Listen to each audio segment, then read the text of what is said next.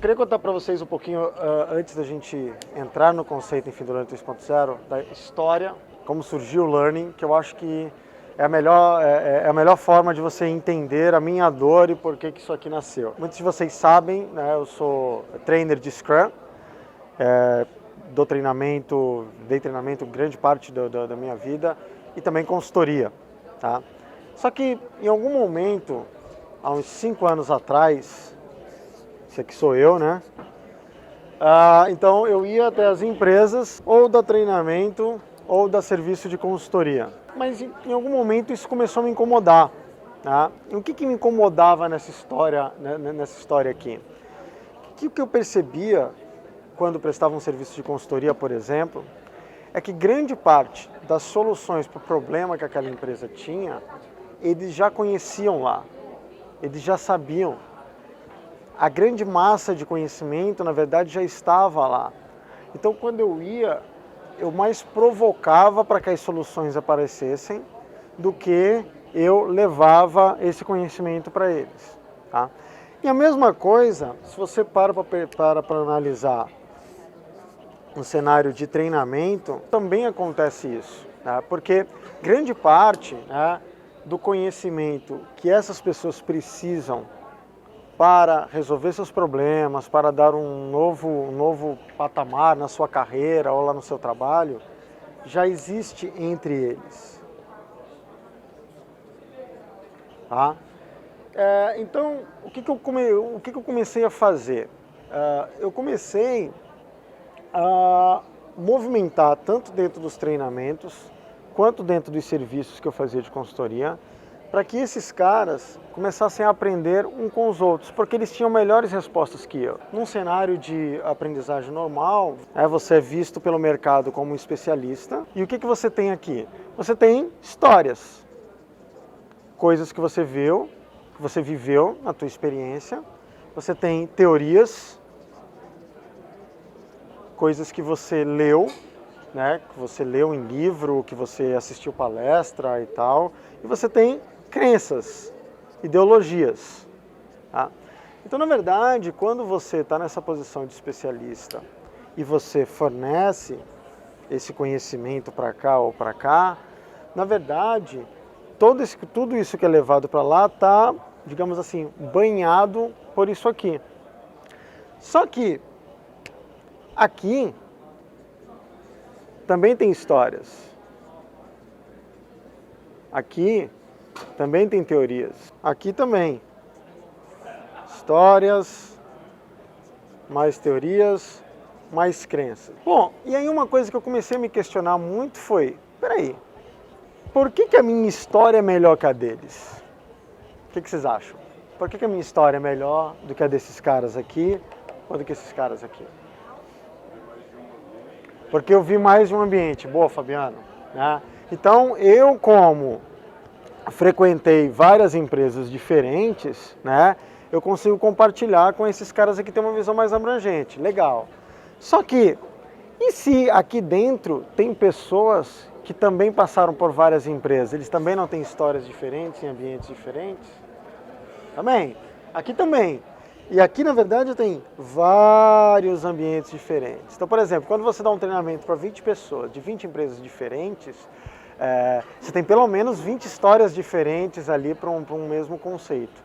Talvez você, como especialista, não tenha 20 histórias diferentes dentro daquele mesmo conceito. Então, o que eu comecei a fazer no meu serviço de consultoria? Eu comecei a me sentir, ao invés de consultor, um agente de turismo.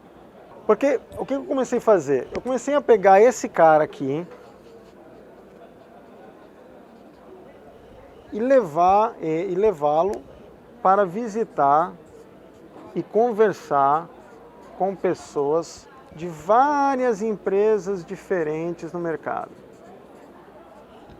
Certo?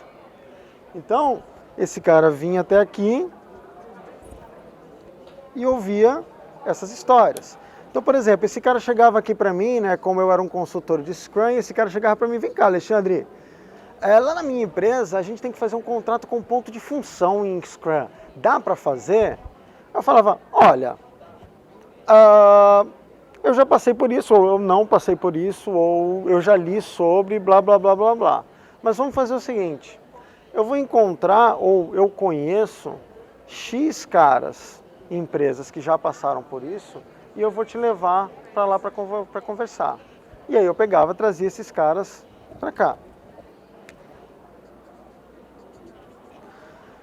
Toda vez que eu fazia isso, eu percebia que o resultado final era mais rico do que quando eu trabalhava como o cara, o expert que tem realmente conhecimento que ele tem que ser seguido. E muitas vezes as soluções que esses caras adotavam aqui não era aquela que eu considerava melhor e que realmente na prática se mostrava melhor para ele. Era diferente do que eu tinha lido, era diferente do que eu tinha vivido, era diferente do que eu achava ser certo, mas era o que melhor funcionava para ele. Talvez ele tenha escutado isso nessa empresa aqui, ou talvez de enquanto ele escutava essas histórias aqui, ele criou uma nova teoria para ele adequada ao contexto real dele. A mesma coisa aqui. Então, não à toa, há um bom tempo, há algum tempo, eu parei de dar serviço de consultoria. Por quê? Porque, olha, eu falei, cara, eu te apresento as pessoas, eu te levo até lá e tal, mas não faz sentido eu fazer isso aqui.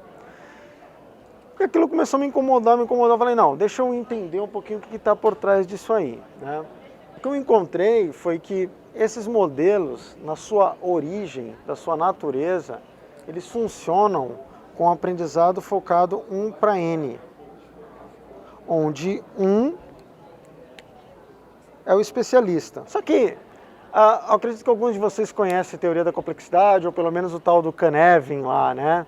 Então, se você estuda o Canevin, que é um modelo de você enxergar a teoria da complexidade, você vai ver que em sistemas complexos, que a gente defende tanto como a gente defende tanto que Scrum, métodos ágeis são adequados a sistemas complexos, você vai descobrir que isto aqui não é adequado para sistemas complexos. Por quê? Porque quando você faz isto aqui, você está defendendo good practice, best practice. Eu sei a melhor forma de funcionar. Faz dessa forma, já é conhecida.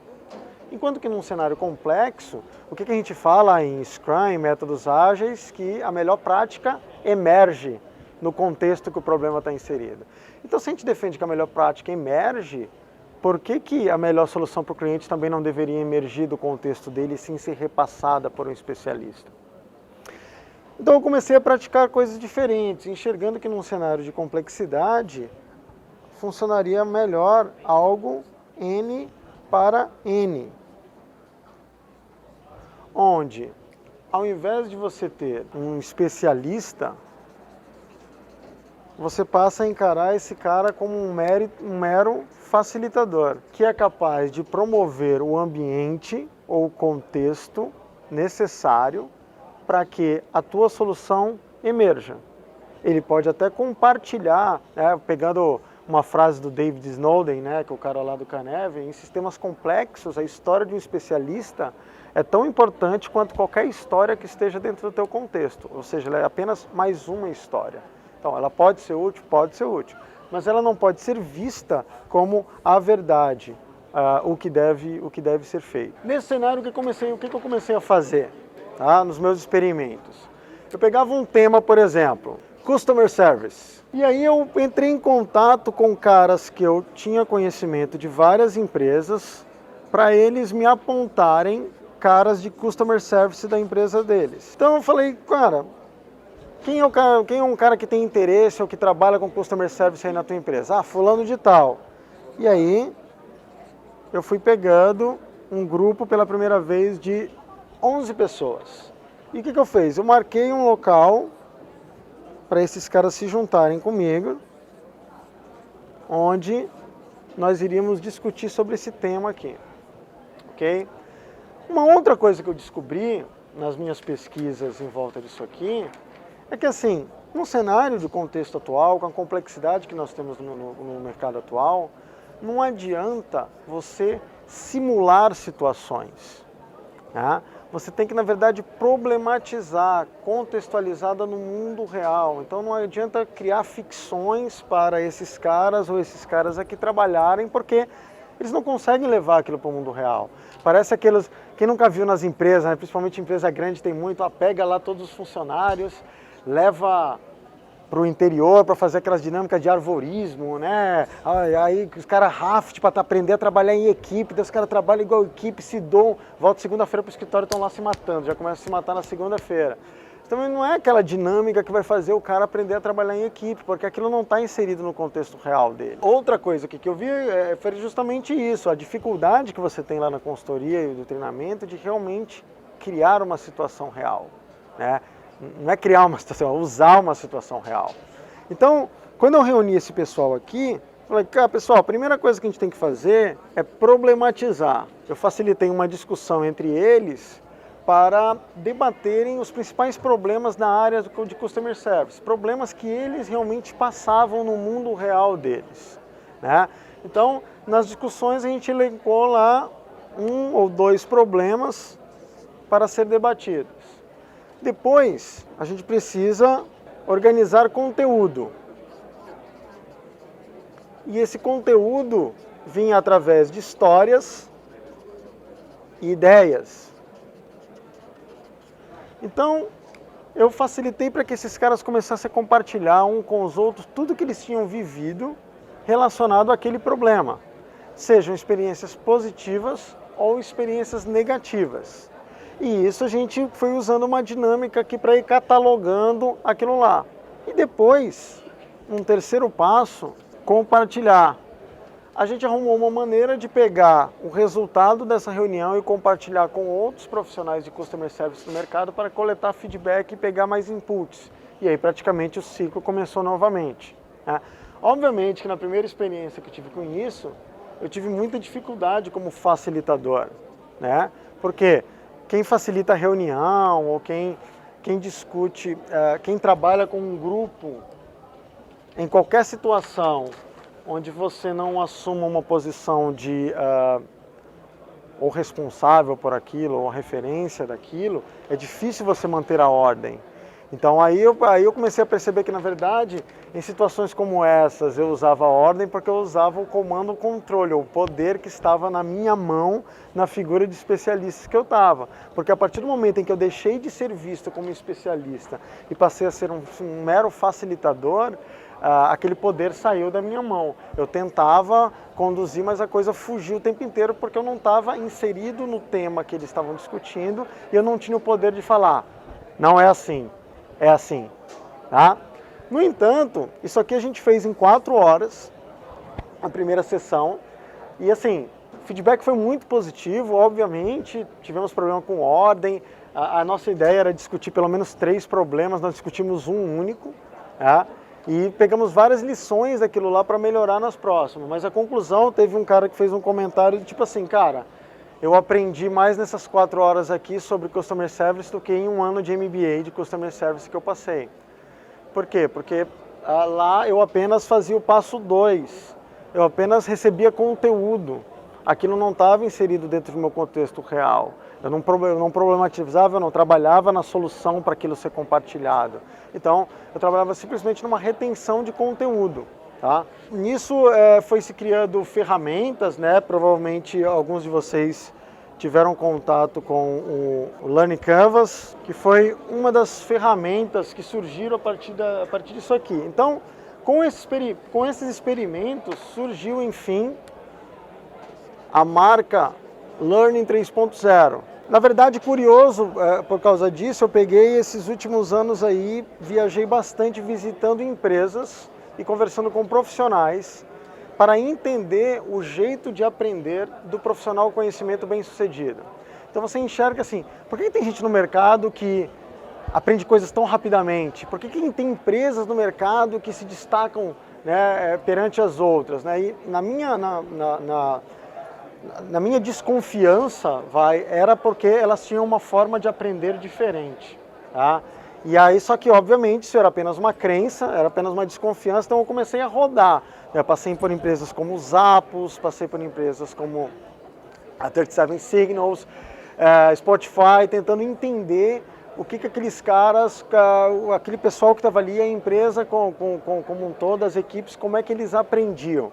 E eu percebi isso, que o relacionamento deles com a aprendizagem era completamente diferente do que a gente vê como padrão no mercado.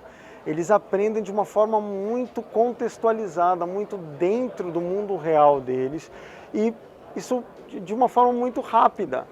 Isso acaba acelerando, né, o processo de mudança que a gente fala tanto. Então, pegando o meu histórico com o Scrum e com o Ágil, eu tive um outro insight. E esse insight foi de que grande parte da resistência que a gente fala que as empresas têm com o Ágil é pela dificuldade que elas têm de aprender rapidamente aquilo lá, né? Porque elas ainda estão presas a métodos tradicionais de aprendizagem. E como é que você aprende? Porque eu garanto que muitos de nós aqui, se tivesse que responder essa pergunta em poucos minutos, talvez viriam com coisas do tipo livro, treinamento, conferência, né? Lugares como esse aqui, etc. Tá, mas como é que você aprende mesmo? Você está me dizendo como é que você recebe conhecimento, mas como é que você aprende realmente algo novo? E isso te levaria a realmente uma reflexão. A tua conclusão, e uma conclusão que a gente chegou aqui, é que num cenário de complexidade, a aprendizagem ela é muito personalizada, porque acaba que cada um tem o seu jeito próprio de aprender, cada um tem a sua ligação própria de aprendizado. Então, por exemplo, não é o ponto, mas quantos de vocês não conhecem histórias de pessoas que nunca foram para uma faculdade e são extremamente bem-sucedidas? E aprendem realmente rapidamente, são destaques no mercado, né? A gente poderia falar nomes clichês como Steve Jobs e tal, mas tenho certeza que todos vocês conhecem alguém. Por quê? Porque ir para a universidade é ruim? Não, errado. Porque existem algumas pessoas que têm um processo de aprendizado diferente. Ah, não, porque eles são gênios. Não, também é errado. É porque simplesmente eles têm um processo de aprendizagem diferente. E eles descobriram isso a tempo de aproveitar isso ao longo da sua vida e ao invés de se moldar com o que o mercado defende como o jeito correto de se aprender, eles decidiram aproveitar que eles descobriram a forma de aprender e usar o seu jeito de aprender. O Learning 3.0, dentro da dinâmica que a gente trabalha nele, ele tem um fluxo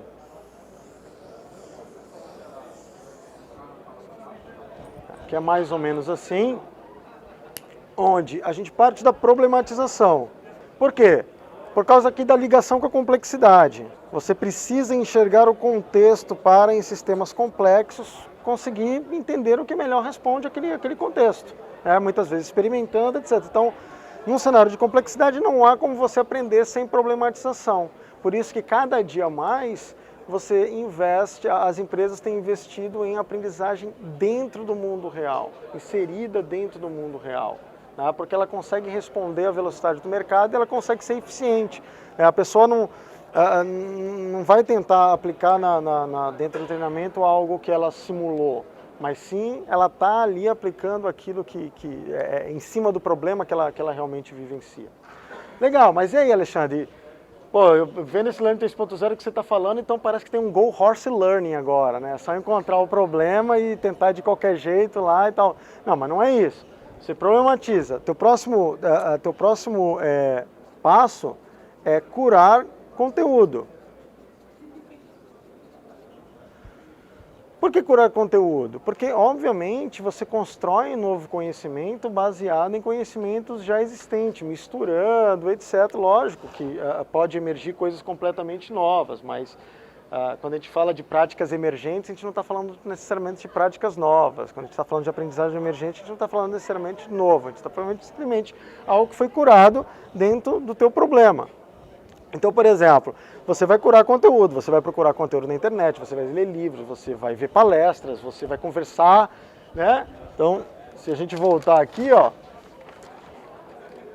isso. Você vai ver que era isso que quando esse cara estava fazendo, ele tinha um problema, problematizou. Quando eu coloquei ele para visitar essas empresas, o que ele estava fazendo? Curando conteúdo, né? Escutando histórias, capturando ideias e curando aquilo lá. Então, pode ser que ele rode aqui N vezes. E aí ele sai para cá, e pode ser que na saída para cá ele volte para curar conteúdo, que aqui é o quê? Conectar informação, fazer conexões. Então é um momento que ele cura aquele conteúdo com o problema real que ele estava inserido. Né? E com essas conexões ele começa a enxergar possibilidades, soluções possíveis para o caso dele, para a situação dele. Né? E a partir disso aí, o terceiro loop aqui em volta, que é o experimentar. Que pode vir da prática, diversas alternativas. A partir disso aí, você compartilha a informação. Porque o compartilhar a informação é o que retroalimenta o teu fluxo. Então você acaba, ao compartilhar, você acaba, na verdade, isso que você está compartilhando está sendo curado por outra pessoa, tá? Que estava com um problema semelhante ao seu, que pegou aquele conteúdo, que fez conexão e quando ela compartilhou, aquilo talvez retroalimentou alguma coisa sua. Nada do Learning 3.0 foi coisa que eu inventei, né? Isso não é uma criação. Isso, na verdade, como eu falei, dentro desse processo eu ouvi várias pessoas, muitos inclusive estão aqui, fazem parte da nossa comunidade, muitos fora de outras indústrias, muitos de fora do país. E assim, é muito engraçado quando a gente começava a enxergar que grande parte daquelas pessoas criativas, aqueles profissionais criativos bem desenvolvidos, bem-sucedidos, seja a sua definição de bem-sucedido, elas seguiam padrões semelhantes a esse aqui. Aí você fala, pô, então você criou um padrão, voltamos ao problema. Não, porque cada um fazia a sua forma. Se você olhar esse mecanismo, ele é totalmente personalizável. A tua forma de problematizar, a tua forma de curar, a tua forma de conectar, a tua forma de experimentar, a tua forma de compartilhar, ela é completamente tua. Pode ser que você prefira curar conteúdo indo para uma universidade. Pode ser que você prefira curar conteúdo lendo livros. Pode ser que você prefira curar conteúdo na feira. Não importa como você cura. Isso é personalizado. O que a gente leva daqui? A gente leva uma reflexão sobre você enxergar realmente como você aprende, qual é a tua estrutura de aprendizado, e você, que vai como um conselho, valorizar cada dia menos a relação 1 para N no processo de aprendizado. Percebam, não interpretem errado o que eu estou falando, tá? Eu não estou dizendo que isto e isto deixou de ter valor. Isso aqui pode estar no teu processo de curadoria. Isso aqui também pode estar no teu processo de curadoria. Apesar de que o modelo de negócio normalmente tem um efeito colateral aí, porque você não vai contratar 10 consultores diferentes, você não tem budget para contratar 10 consultores diferentes para ouvir as histórias de cada um dos 10 e chegar numa conclusão, né? Normalmente você vai contratar um e espera que aquele cara te diga a resposta. Então, valoriza em sistemas complexos cada vez menos o aprendizado que acontece dessa forma e mais o aprendizado que acontece dessa forma. Learning 3.0.co, não é com, tá? É CO. Tem lá uma mailing list que você pode se cadastrar para ficar resolvendo as novidades. E aí a gente criou um conceito chamado Learning Shot, que, como o próprio nome diz, né, para fugir da ideia de treinamento, eles são pequenas doses de aprendizado que precisam seguir este fluxo aqui. Então, quem aqui já foi num Learning Shot? Acho que algumas pessoas, né? Então, provavelmente vocês nem conheciam esse fluxo, mas agora talvez esteja claro para vocês por que o Learning Shot é organizado da forma que é. Né? Sempre é problematizado, quando as pessoas chegam lá, tem conteúdo, elas começam a discutir em volta daquele conteúdo para gerar novas condições, propor novas ideias para serem experimentadas e compartilhar aquilo lá como resultado final.